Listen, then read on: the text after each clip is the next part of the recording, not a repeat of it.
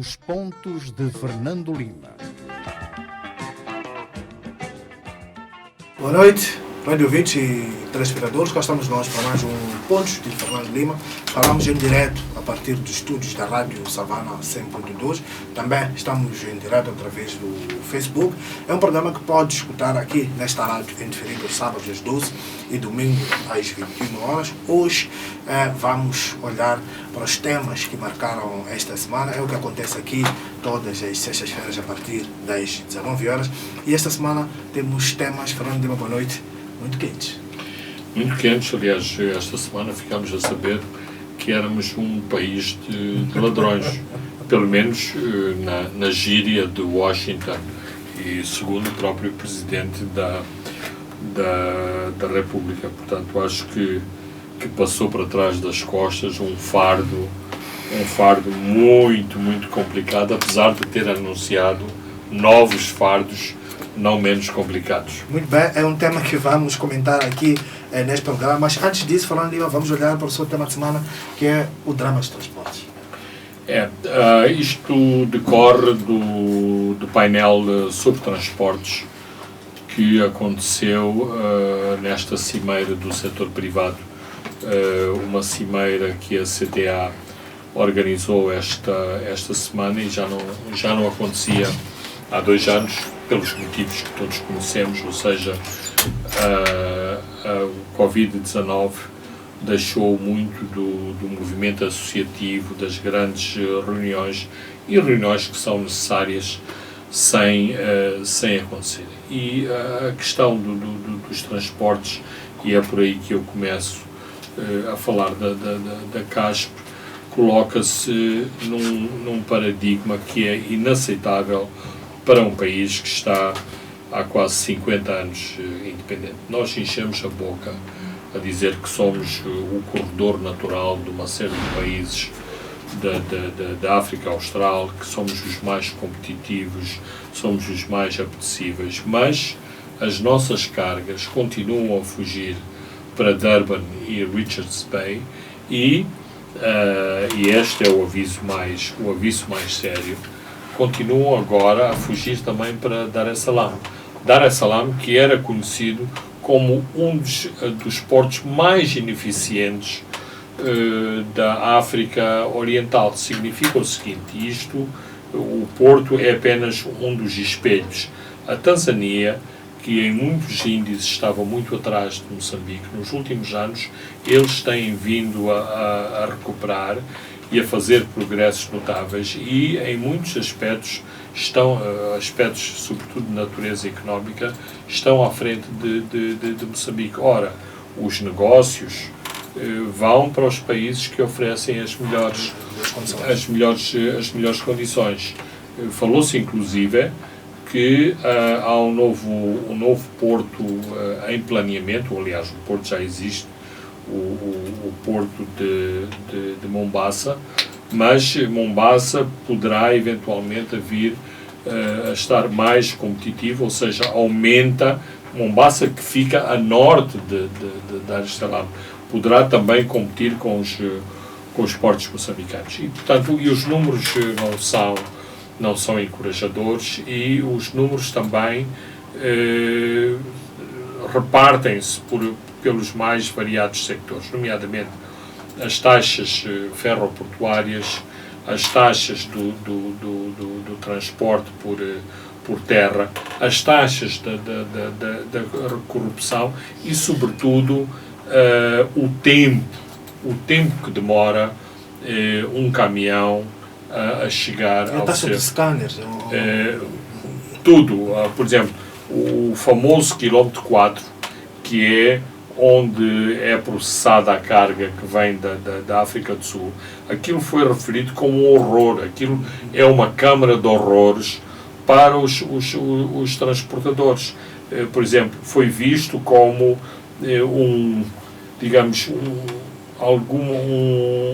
um esteio de esperança este novo terminal que foi feito em Ressano Garcia. Mas mesmo o terminal de minérios de Ressano Garcia é qualquer coisa de espantoso, ou seja, por causa da ineficiência e do atraso de processamento de mercadorias na fronteira, faz-se um baldeamento em Ressano Garcia para ganhar horas, talvez dias no transporte, mas esse baldeamento é para depois o comboio percorrer menos de 100 km. Ora, os próprios rácios da rentabilidade dos caminhos de ferro têm a ver com as distâncias que são percorridas. Então, é muito pouco espaço, ou seja, o caminho de ferro da África do Sul e de Moçambique teria a ganhar mais se na origem, nas minas, estivessem lá os vagões e as linhas de caminho de ferro a partir de lá, não vir fazer um baldeamento para depois o comboio andar a menos de 100 km. Então, são estas coisas que precisam de ser atacadas. Para falarmos de coisas concretas, é inaceitável que um caminhão demore 7 dias da Beira a Lusaka. Estamos a falar de qualquer coisa como 400 km. Quer dizer, não é possível de demorar-se 7 dias quando um autocarro faz 1000 km entre a Beira e Maputo, embora naquelas condições temerárias que nós conhecemos, em menos de 24 horas. Portanto, aquilo que torna este transporte muito ineficiente são, sobretudo, os serviços de fronteiras. E as fronteiras não são entidades privadas. As fronteiras são, sobretudo, entidades dos Estados que não têm sensibilidade para gerir estas questões. E estamos a falar de Machipanda, estamos a falar do Zobo e de Caçacatiza, mas também estamos a falar de Ressano Garcia. Também estamos a falar, Fernando Lima, de vários postos de controle que tens ao longo do percurso. Por exemplo, na Beira, não sei se este sistema já está instituído em Moçambique, mas em Maputo, mas na Beira há agora o sistema de selagem das cargas. Ora, se uma carga foi selada à saída do porto, o que é que a agricultura tem que estar a fiscalizar se aquela carga está a violar alguma regra do Ministério da Agricultura? Se todos os papéis, bastava olhar o selo diz tudo, porque é um selo digitalizado, onde tem lá a informação necessária para todas as entidades, mas digamos que são as taxas de corrupção. Todos os diferentes instituições, ministérios, passa a expressão, querem comer, e mais, essas taxas informais não vão para as instituições, vão para os bolsos dos fiscais, das pessoas que têm o poder de estar na estrada e mandar parar um caminhão. Ora, isto é inaceitável e Moçambique tem que decidir se quer ser competitivo, se os seus portos devem ser competitivos, se as suas estradas, se os seus corredores, se as suas vias férreas são competitivos ou não. Por exemplo, outro exemplo, foi apresentado, ou foram dados números, que o porto de Nacala e as vias de acesso ao porto de Nacala processam 80% de carga nacional, ou seja, o porto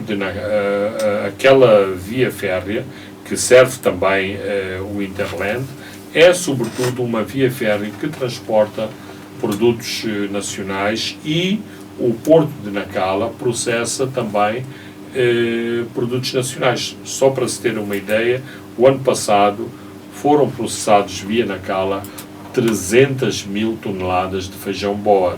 Ora, já é uma quantidade notável, e isto merece uma melhor atenção para todo o sistema ferroportuário. Portanto, por um lado, nós estamos convencidos que somos os bons, que somos os melhores, mas não somos. Estamos cada vez a ficar mais para trás, e parece que depois estas conferências são muros de lamentações de coisas que devíamos fazer e não estamos a fazer.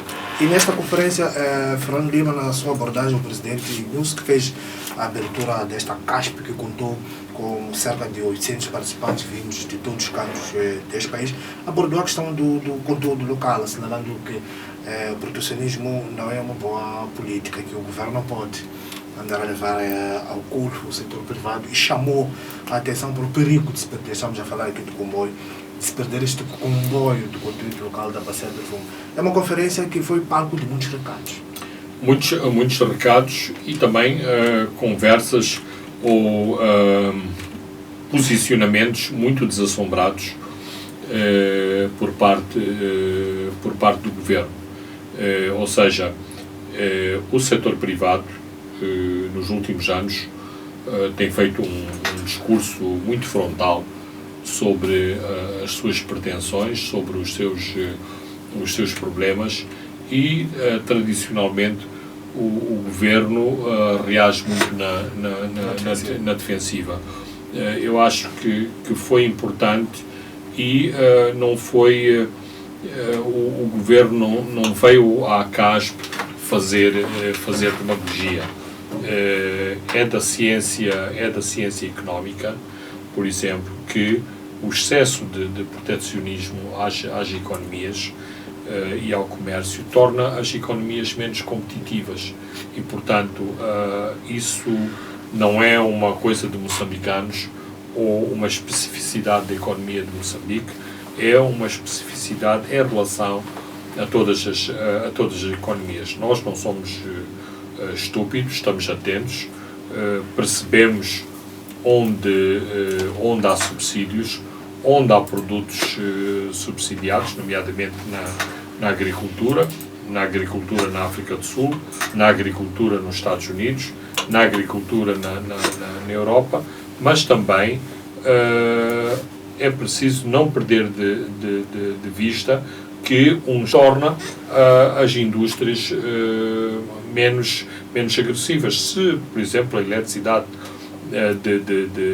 de Moçambique não cortar nas gorduras, não cortar nas redundâncias, não se tornar mais eficiente e eficaz, claro que as suas taxas, ou seja, se houver um sistema que imputa às taxas de eletricidade todos os custos, não há nenhum problema. E depois, quando olhamos para a região e em termos internacionais, vamos descobrir que temos taxas muito maiores do que os nossos vizinhos. Vimos no passado recente a questão da comparação de salários com PIB e chegámos à conclusão que os nossos salários eram, ao contrário daquilo que nós pensamos, que os nossos salários são muito baixos em relação ao PIB e em relação aos PIBs da região, eram bastante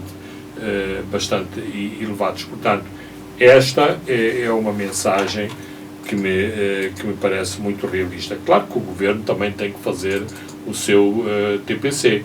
Não podemos estar a assistir a todas as mordomias e mesmo os problemas decorrentes, por exemplo, das adjudicações diretas, que são da inteira responsabilidade e patrocinados pelo governo, e dizer que grande governo que está a mandar mensagens de economia de mercado para o setor privado, a começar por um ponto pelo qual o setor privado se tem batido, e é muito importante, que é o reembolso do IVA, ou seja, na prática, o setor privado subsidia o Estado. Claro que o setor privado faz isso porque confia naquela máxima que o Estado é um pagador muito lento, mas acaba sempre por pagar. Mas não pode ser assim. Esta semana, por exemplo, o número eram qualquer coisa como 98,6 milhões de dólares num ano acumulados em dívidas à EDM. Ou seja, isto, como já já falámos aqui várias vezes, tem um efeito dominó. Quer dizer, eu não pago, não paga B, não pago ao C, Francisco, A não paga B, B não paga C, ou depois aquela velha história da pessoa que foi alugar o quarto do hotel e enquanto subia os degraus para ir ver a qualidade do quarto, desenvolveram-se uma série de negócios por detrás da nota de $100. Em relação ao conteúdo local, embora me pareça que já estava tudo muito claro e o Governo tem feito um fincapé em relação ao conteúdo local, no sentido de não legislar especificamente sobre conteúdo local, discutir o conteúdo local caso a caso, mas sobretudo cortar com estas expectativas que o conteúdo local resolve os problemas dos lobbies. E, portanto, basta eu estar bem posicionado, o conteúdo local ir-me-á buscar para eu ser beneficiado com o gás.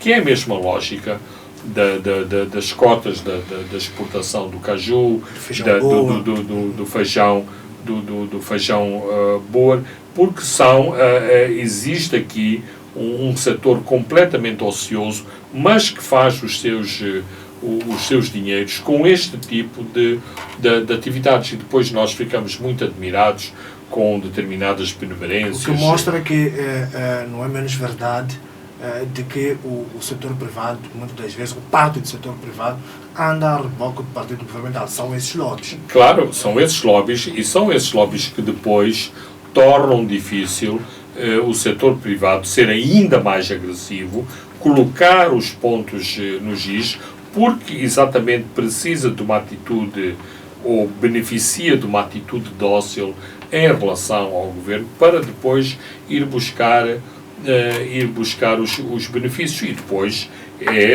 aplica-se o outro princípio, que é uma mão lava a outra. Quer dizer, eu beneficio de uma determinada operação e depois trago aqui artistas internacionais, já sou um grande empresário, quando estive a ganhar dinheiro aí debaixo do arame ou debaixo do tapete, e essa parte ninguém investiga e ninguém sabe. Então, estas mensagens do conteúdo local, embora eu sei que deixa muita gente triste, muita gente frustrada, decepcionada, mas são mensagens muito importantes. Não é possível...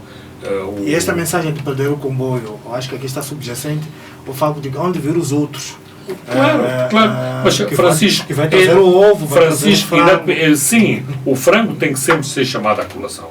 Mas não é possível, quer dizer, ir comprar frango à África do Sul e depois, quando chega ali na fronteira, temos umas senhoras a pôr rótulos no plástico do frango, a dizer que é produto nacional, ou dar-lhe ali um nome numa língua local que é para parecer muito moçambicano. Isto não é admissível. Fala-se muito, aquilo que fica das experiências das experiências de conteúdo local de TET é sobretudo como os moçambicanos foram tratados pela indústria do carvão. Mas se há exemplos plenos da adulteração completa do conteúdo local, foi a experiência das mineradoras em TET. Quer dizer, as casas pré-fabricadas, as refeições, os produtos para as refeições, para as construções, ou seja, a África do Sul fez rios de dinheiro, e depois houve alguns moçambicanos que beneficiaram das comissões que punham em cima do tal famoso conteúdo local. Ou seja, o conteúdo local tem que ser algo mais profundo do que ter um e-mail, ter um rótulo, ter um cartãozinho e uma etiqueta. E assim, é importante e é perigoso fazerem-se generalizações, porque também há companhias moçambicanas que trabalham para se afirmar, incluindo em Cabo Delgado. Aliás, ficámos a saber de dezenas e dezenas de empresas moçambicanas que estavam a trabalhar em Cabo Delgado e que perderam os seus negócios com a interrupção do projeto da Área 1. Após aquele ataque dramático, a Exato, Palme completou exato. um ano O que significa que não é que todos... O presidente chamou a estes moçambicanos de choramingas. Não é que todos são choramingas. Há pessoas que dão no duro para vender os seus serviços, para venderem os seus produtos em coisas tão simples como transportar inertes, transportar produtos, fazer baldeações, navios, agenciamento. Há tanta coisa que se pode fazer e que não tem que vir já feito do exterior, ou em que o moçambicano fica o mero estafeta de todas estas operações. E em plena semana do CASP, vimos o Banco de Moçambique anunciar o agravamento da taxa de referência, chamam a taxa mínima, subiu 2%, 13,25% para 15,25%. O argumento é conter esta inflação que anda agora pelos 6,8%. Teoricamente, com dinheiro mais caro, ninguém vai buscar dinheiro, não há crédito à economia e não há investimento em nome de controlar a inflação. Não é contraproducente? Eu penso que é contraproducente e é perigoso, mas o Banco Central já nos habituou a este tipo de medidas. Aliás, eu não sou propriamente um especialista destas matérias, mas interesso-me por perceber estas dinâmicas. A inflação não se controla apenas por via das taxas, mas esta é uma inflação claramente importada. Porquê? Porque vem via preços dos combustíveis, via preços dos cereais. Então, sim, pode-se mexer nas taxas de juros, mas é preciso haver outras medidas estimulantes na economia que não asfixiem, digamos, a iniciativa económica, porque se a fazer-se isto, ficamos por aí. Por exemplo, hoje é muito valorizado aqueles 2 créditos que funcionaram, um via Banco Mundial e outro via um pequeno fundo que 2 ou 3 empresas moçambicanas constituíram junto de um banco estatal. Mas estas iniciativas, e quando se fizer o balanço, logo se verá se foram boas ou não, precisam de ser reproduzidas no sentido de também haver outras alternativas de dinheiro mais barato para recuperação, para auxílio às tesourarias. Nós vimos na Europa... Sobretudo numa altura chamada da pandemia. Absolutamente não. Estes fundos tinham uma componente claramente virada para a tesouraria, ou seja, nós estamos a acudir àquelas empresas que precisam de um balãozinho de oxigênio para sobreviver. Nestes setores mais pequenos, como a restauração, o pequeno hotel, a pequena estalagem, uma parte destas estiveram quase, as mais organizadas, estiveram quase a fechar as portas e conseguiram sobreviver exatamente porque tinham um mínimo de organização, que foram buscar estes créditos de tesouro para acudir a operações de tesouraria. E assim, a tesouraria não é para as pessoas irem passar férias ao Dubai. Na tesouraria, por exemplo, mantêm-se postos de trabalho. E isto reproduzido por centenas e centenas de trabalhadores, são centenas e centenas de famílias, significa, de algum modo, manter o consumo a funcionar, prevenir a tal perigosa instabilidade social. Portanto, não é só é importante apertar o cinto, é importante, inclusivamente, tomar medidas preventivas de problemas que podem e devem ser antecipados. Por exemplo, esta subida das taxas de juros é claramente preventiva para enfrentar problemas que vêm lá mais para frente. Eventualmente o petróleo pode vir para trás. Há alguns sinais nesse sentido. Por exemplo, sobretudo se a economia da China continuar a enfrentar os problemas que está a enfrentar, há todos estes medos que possa haver uma nova pandemia na China. Não se sabe se a guerra na Ucrânia vai acabar daqui a umas semanas. Portanto, há muitas incertezas. O Banco Central agiu bem, mas são precisas medidas complementares. O drama aqui é que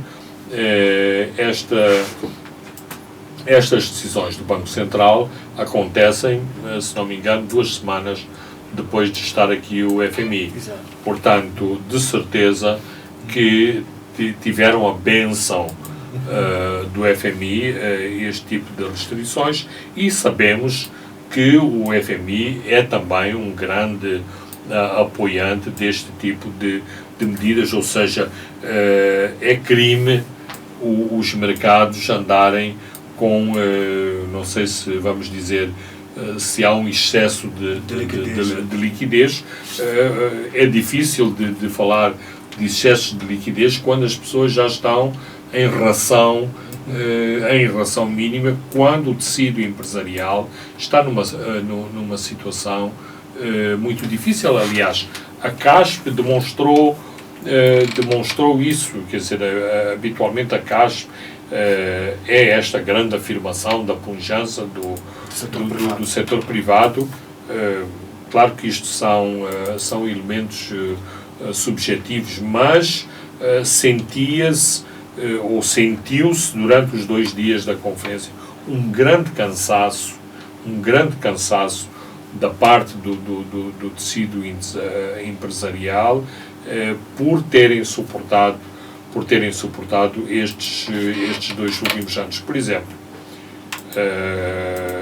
a questão do caju teve um painel especial. Como é que é possível as fábricas não terem caju para elaborar quando o país autorizou a exportação de 30 mil toneladas de caju? Não faz sentido. E não é possível falar de que a economia... Do ponto de vista da legislação, é primeiro abastecer o mercado interno e que se exporta o... Não, mas eu quero parecer que é este o compromisso que tinha sido atingido entre industriais e o próprio e o Estado, ou seja, a entidade de tutela, que é o Ministério da Agricultura. É porque, mais uma vez,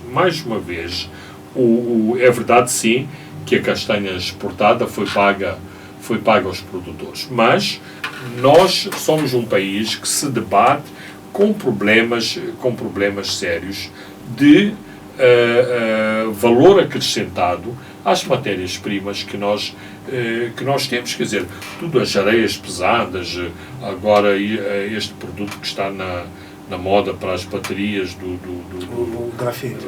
A grafite dos carros elétricos, tudo isto vai em bruto para o exterior, ou seja, é exportado em milhões de toneladas de areia, abrir aspas, fechar aspas, porque exatamente não há qualquer tratamento em Moçambique. Ora, o caju, a castanha, através destas fábricas muito rudimentares, com tecnologia muito rudimentar, mas isto significa renda para milhares de famílias moçambicanas. Portanto, é uma pequena contribuição para criar valor acrescentado dentro de Moçambique. Portanto, eu não percebo, eu sei que o lobby é poderoso para exportar em bruto, porque, mais uma vez, é o tal lobby que aquece as cadeiras dos cafés e dos restaurantes, que vê o dinheiro a entrar na conta bancária depois de a mercadoria chegar ao destino. Mas o Estado é que tem que combater isso e tem que ter um papel importante a reverter esta situação. Muito bem, Fernando Lima, caros ouvintes e telespectadores, vamos a um brevíssimo intervalo e voltamos já. Boa noite, rádio ouvintes e telespectadores, estamos de volta à segunda e à última parte dos pontos de Fernando Lima. Vamos lá para o tema sobre o Fundo Monetário Internacional. Fernando Lima, que dominou esta semana, que é o anúncio do regresso desta instituição de Bretton Woods, após 5 anos sem apoio regular na sequência de descoberta dessas chamadas dívidas ocultas. Não era para menos, Fernando Lima, o país estava sufocado.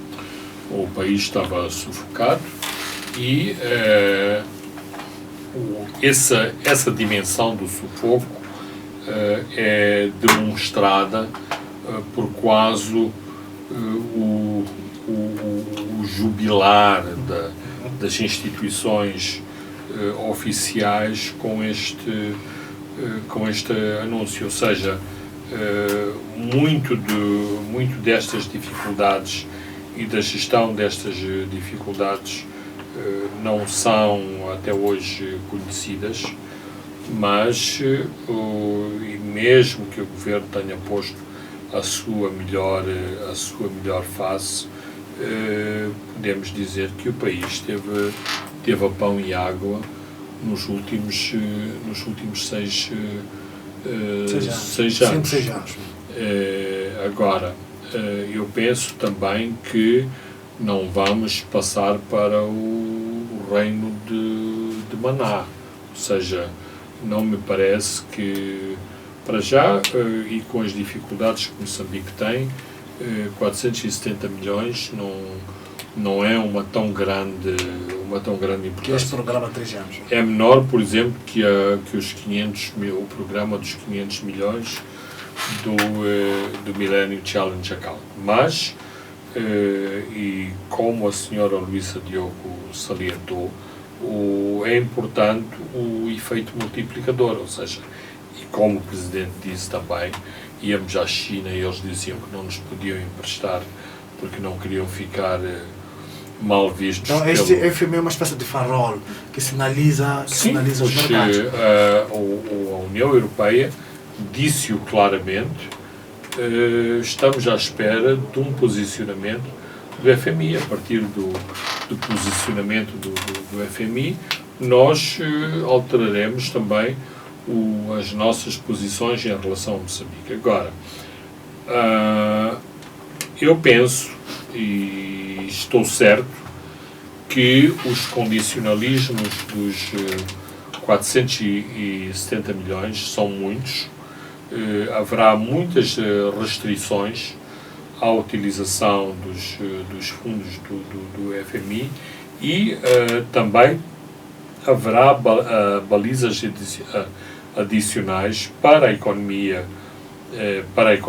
de Moçambique. Portanto, não é um dinheiro, não vamos passar aí por um novo período de grande abastança com os dinheiros que vêm do FMI, com o 1,5 ou 1.500 milhões de dólares da USAID, ou seja, são 300 milhões ano da USAID.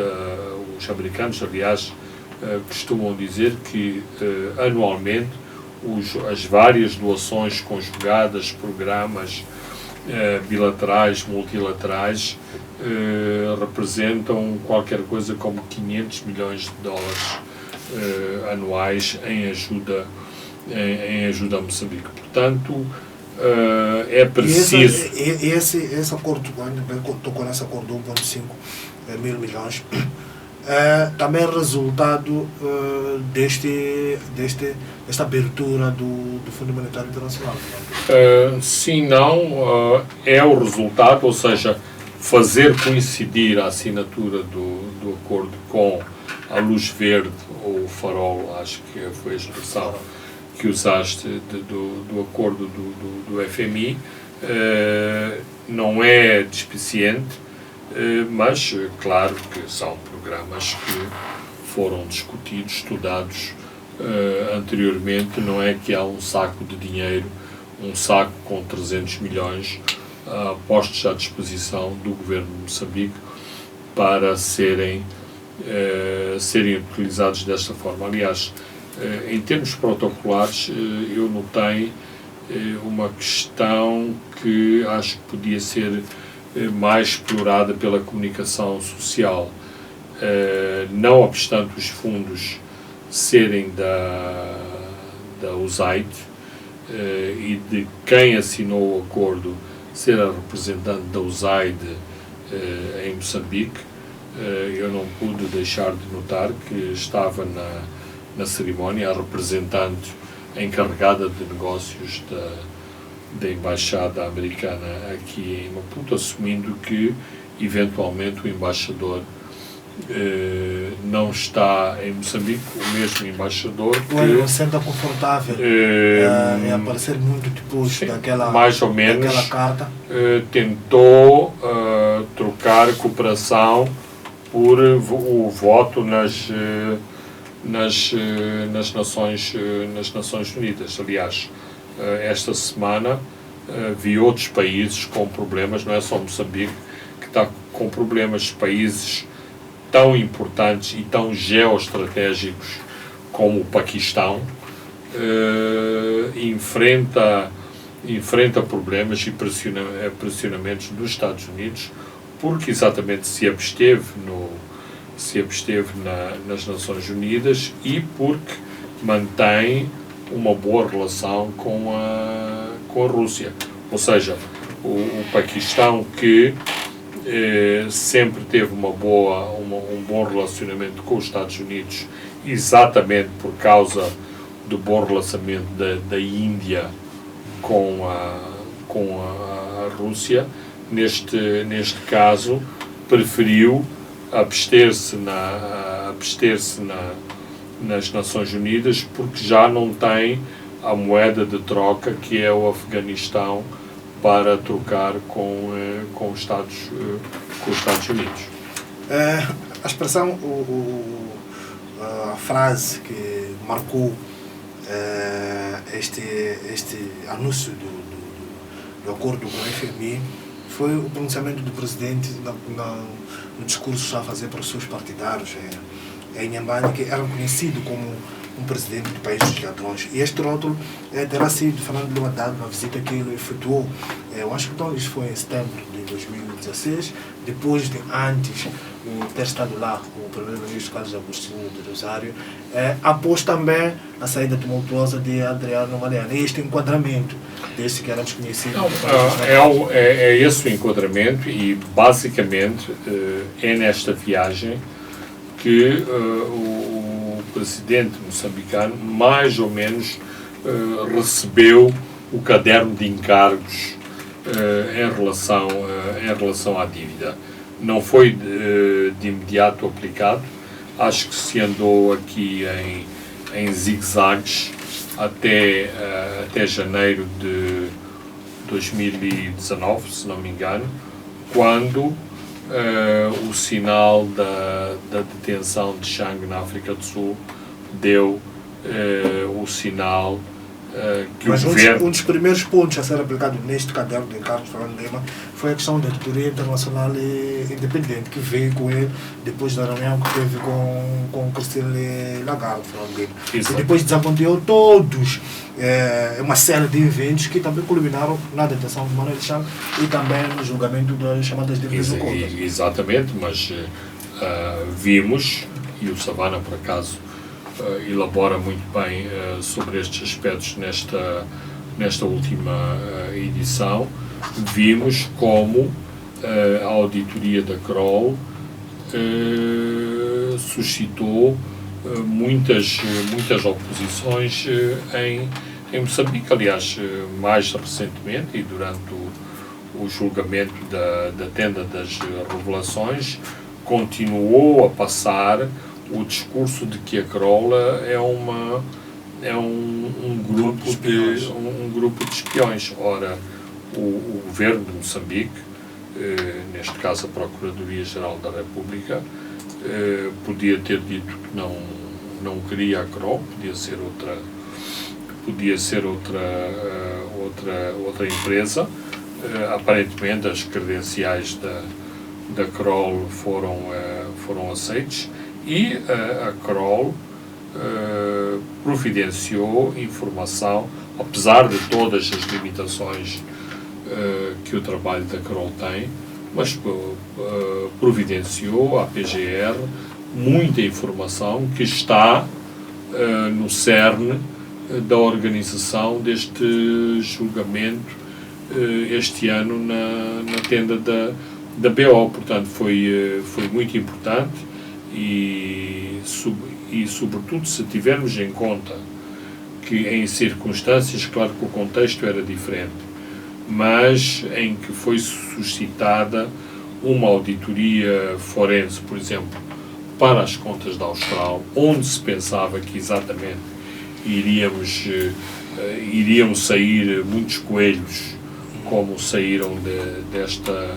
desta auditoria. Até hoje, os moçambicanos não conhecem o resultado da auditoria ao defunto Banco Austral.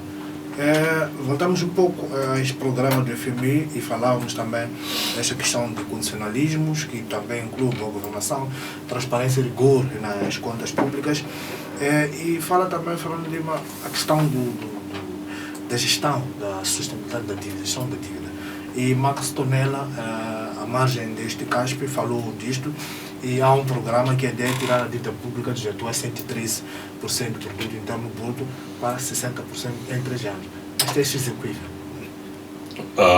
Eu não sei, porque vai ter que ser uma parte da dívida vai ter que ser renegociada. Aliás, esta é sempre a estratégia: renegociar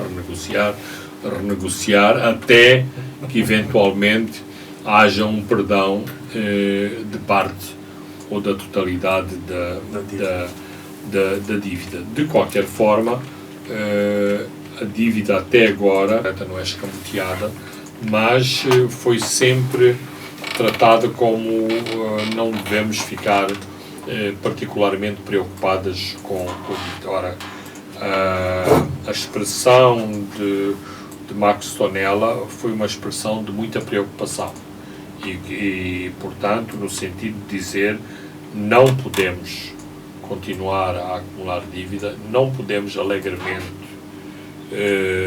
ir-nos endividando. Não só temos que fazer a contenção da dívida, como temos que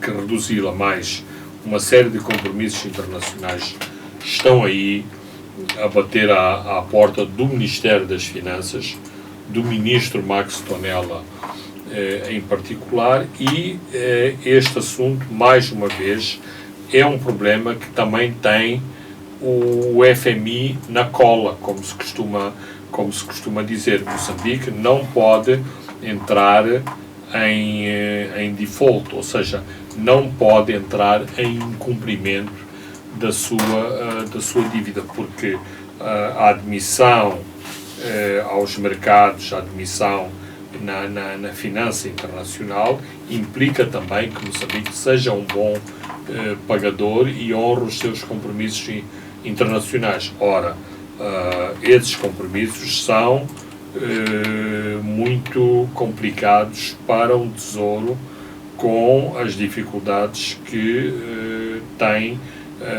ali o Ministério das Finanças. E aliás, o próprio Max Tonella dizia que o Estado tem estado a ter dificuldades em prever a evolução dos custos, isto resultante deste fardo da dívida pública. E não só, é preciso também ter em conta que, não obstante todo o martírio que foi o Covid-19, ao nível da dívida, houve uma moratória no sentido de ela ser protelada nestes tempos de pandemia. Foi uma das medidas muito importante que foi tomada em relação a países com este perfil de dívida como Moçambique. Ora, tendo sido, ou seja, passando a pandemia, a endemia e entrando nos nossos cotidianos, isto significa que a dívida volta a estar em cima da mesa. Ela apenas foi adiada, mas não foi esquecida. E voltam àquelas dívidas, falava um pouco. O presidente também anunciou lá numa conversa com os seus partidários, estamos a falar do aeroporto de Nacal, que é um elefante branco, estamos a falar de circular de Maputo e a ponte Maputo-Cateno. Isto, essas que voltaram a bater a porta do Ministério da Economia e Finanças e também do Ministro Marcos Neves. Essas são dívidas complicadas e são dívidas muito onerosas. Qualquer coisa como 1.500, 1.600, não entrando aqui com juros, mas qualquer coisa como 1.500, 1.600 milhões de dólares. Esta é a parte estritamente financeira da questão. Resta saber, e aqui mais uma vez há campo de manobra para a comunicação social explorar e a análise política entrar também, que é o porquê da singularidade destas três dívidas, que é verdade, sim, são dívidas muito pesadas, mas que têm a particularidade de todas terem sido contraídas no magistério anterior e de serem três dívidas muito controversas. Portanto, não sei se não haverá também uma clara carga política no elencar destas três dívidas. Outro ponto em que o FMI recomenda nessa reforma tem a ver também um ponto muito sensível e também mexe um pouco com o eleitorado da frente, que às vezes é usado como uma bandeira muito eleitorista, a questão de mexer na massa salarial para reduzir a pressão sobre as finanças públicas. E é uma recomendação antiga já do Fundo Monetário Internacional. Eu não sei como vai funcionar esta nova pirâmide, porque acho que foi assim que foi chamada. A tabela única que foi proposta a famosa tabela única, porque basicamente numa explicação mais simplificada do atual Ministro das Finanças, a questão é de se indexarem todos os subsídios ou os anteriores subsídios aos salários, não fazendo depender estes percentuais em subsídios cada vez que os salários crescem, e segundo a explicação que foi dada, se existem estes percentuais anexados à folha salarial, de facto, cada vez que sobe o salário, também sobem estes subsídios, e o efeito do subsídio é um efeito perverso, porque muitas vezes não está completamente elencado exatamente nessa folha de salários. Teoricamente faz sentido, mas não sei como é que vai ser aplicado na prática, porque este exercício não é a primeira vez que é feito, e com resultados que se conhecem, ou seja, sobretudo ao nível do aparelho de Estado, e é no aparelho de Estado que existe a maior folha salarial, perante as sucessivas reformas sobre este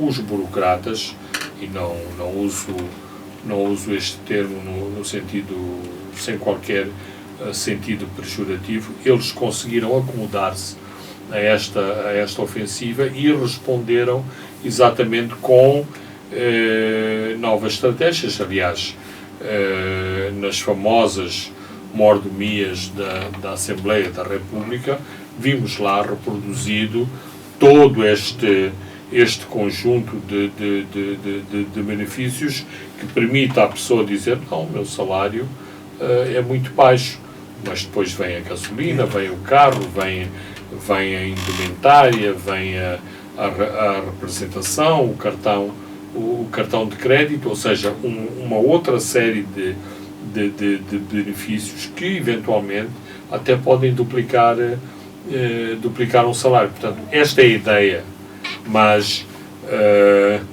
sendo que provavelmente os burocratas do aparelho de Estado são talvez a fauna mais resiliente que temos em Moçambique, eu estou certo que eles vão conseguir adaptar-se. Aliás, ainda em relação a este aspecto, eu anoto, e pareceu-me um documento muito interessante, o documento que os doadores apresentaram na CASP, em que a área do trabalho mereceu um enfoque particular, nomeadamente revisão da lei do trabalho. Aliás, há anos que estamos à espera da revisão da lei do trabalho. Ainda era a ministra...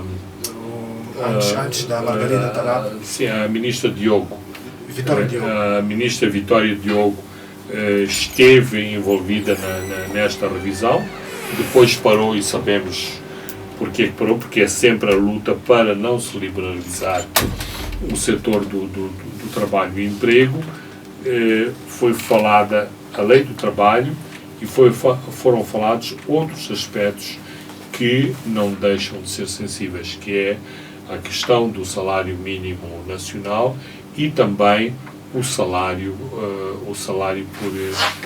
por setores. E também a contratação de mão de obra estrangeira. Foi focada também. Esqueci-me desse braço de ferro da mão de obra. Mais uma vez, porque a contratação de mão de obra não é só apenas uma questão político-ideológica que mexe muito com as cabeças do setor mais conservador do país. Ela também é uma fonte de rendimentos para muitos setores aqui, porque para exatamente haver essa mão de obra estrangeira é preciso de despender-se uma certa receita, chamemos-lhe receita, ou custos adicionais para assegurar essa mão de obra. E, no fim do dia, é o país que fica a perder, porque uma máquina não é reparada, porque um serviço não é reestruturado, porque um determinado setor não pode produzir mais, porque alguém está em cima de um contrato de trabalho estrangeiro, alguém está sentado em cima de um visto de negócios, porque a questão, para estarmos a ser práticos, por exemplo, foi aprovada a legislação em que havia cotas para os setores. Ora, rapidamente todo o esquema foi rodeado de uma terrível burocracia em que deixou mais uma vez de ser apenas uma decisão administrativa. Tenho esta percentagem, tenho este direito de ter estes técnicos internacionais. Não, é preciso um visto do Ministério do Trabalho, é preciso uma justificação e, portanto, voltou a complicar-se esta simplificação das cotas para a mão de obra estrangeira, depois aos empresários, ou seja, aquelas pessoas que são sócios de sociedades comerciais e que, em termos práticos, passaram a ser equiparados a simples trabalhadores ou a técnicos, ou seja, como é que é possível equiparar alguém que traz o seu capital, que traz o seu dinheiro para investir, que constituiu uma sociedade comercial em Moçambique, ser visto à luz do crivo da lei do trabalho. Mas é isto que está a acontecer, e isto foi colocado em cima da mesa. Por exemplo, pôr o setor em termos desta segmentarização dos salários mínimos. Há pequenas empresas, porque estão no ramo da banca, ou seja, áreas aparentadas com a banca e seguros, têm que pagar aqueles salários mínimos que noutros setores é quase o salário de um seu técnico qualificado. Por exemplo, uma microfinanças ou uma pequena corretora de seguros tem que se equiparar a uma grande seguradora. Porquê? Porque está no ramo da banca e seguros. Ou seja, precisamos de ser um bocadinho mais criativos e não ser tão administrativistas em relação a estas questões, não obstante, e num país com a herança colonial que tem, como é o caso de Moçambique, o salário mínimo tem também uma forte componente política que temos que compreender e que temos que ter sensibilidade. Minha opinião, minha percepção é que se não houvesse salário mínimo, com as condições agressivas de que o discurso da economia de mercado é feito, sobretudo na agricultura, estaríamos a enfrentar salários, vamos utilizar a expressão, salários de fome, só porque o salário estava liberalizado no campo e, portanto, se alguém não quer trabalhar na minha plantação de açúcar, vá trabalhar na plantação de algodão ao lado, recriando, mais uma vez, todos os cenários do tempo colonial e, infelizmente, o colonialismo ainda aconteceu ontem. Portanto, as pessoas têm memória da exploração colonial, e falar de exploração colonial não é apenas um chavão político, era a forma como ele se materializava, e esta questão dos salários de miséria, de fome, era uma componente muito importante no sistema colonial. Muito bem, Fernando Lima, caros ouvintes e telespectadores, chegamos ao fim do programa de hoje, onde comentamos dois assuntos importantes, que é a conferência anual do setor privado, que juntou em Maputo cerca de 800 participantes vindos de todo o país, e comentamos também este regresso do Fundo Monetário Internacional. Eu sou Francisco Carmona, André de Santos e Neco Vilanculos encarregaram-se da parte técnica. Boa noite, até 2 a 7 dias.